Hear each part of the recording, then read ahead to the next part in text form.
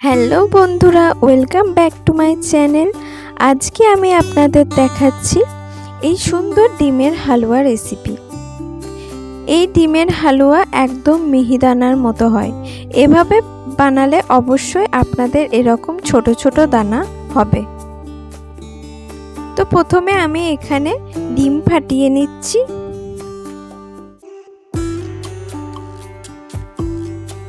আমি এখানে 4টি ডিম নিয়েছি।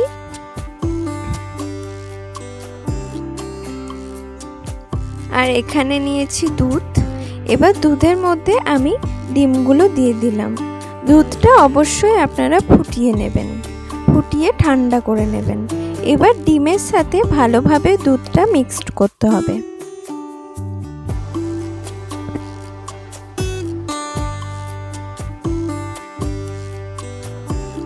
ডিম আর দুধ মিক্সড হলে আমি এর মধ্যে দিয়ে দিচ্ছি 5টি এলাচ আর দিয়ে দেব সামান্য পরিমাণ ইয়েলো ফুড কালার।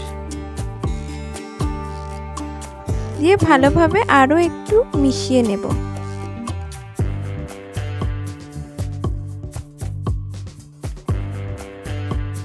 বেশ কিছুক্ষণ ধরে এই মিশ্রণটি তৈরি করতে হবে।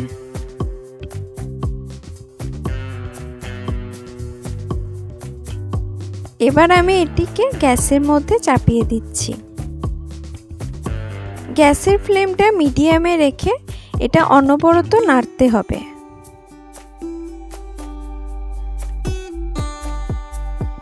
কিছুক্ষণ নেড়ে নেওয়ার পর এটা এরকম একটা টেক্সচার আসবে। আমি এবারও অনবরত নাড়তে থাকবো। এভাবে কিছুক্ষণ হওয়ার পর আমি এর মধ্যে অ্যাড করলাম চিনি। চিনিটা প্রথমে দিলে হবে না, তাহলে ডিমের হালুয়াটা দানা দানা হবে না। চিনিটা দিয়ে আমি নাড়তে থাকবো। এই ডিমের হালুয়াটা কিন্তু অনবরত নাড়তে থাকতে হবে, তবেই দানাগুলো মিহিদানার মতো হবে। এবার আমি এর মধ্যে অ্যাড করলাম সামান্য পরিমাণ ঘি।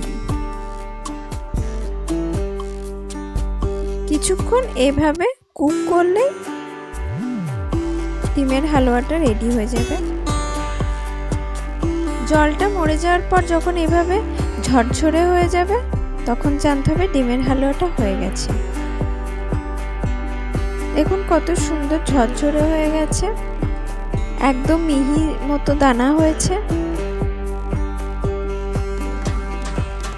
এভাবে ডিমের হালুয়া বানালে আর টিপসগুলো ফলো করলে অবশ্যই আপনারা এত সুন্দর ডিমের হালুয়া বানাতে পারবেন।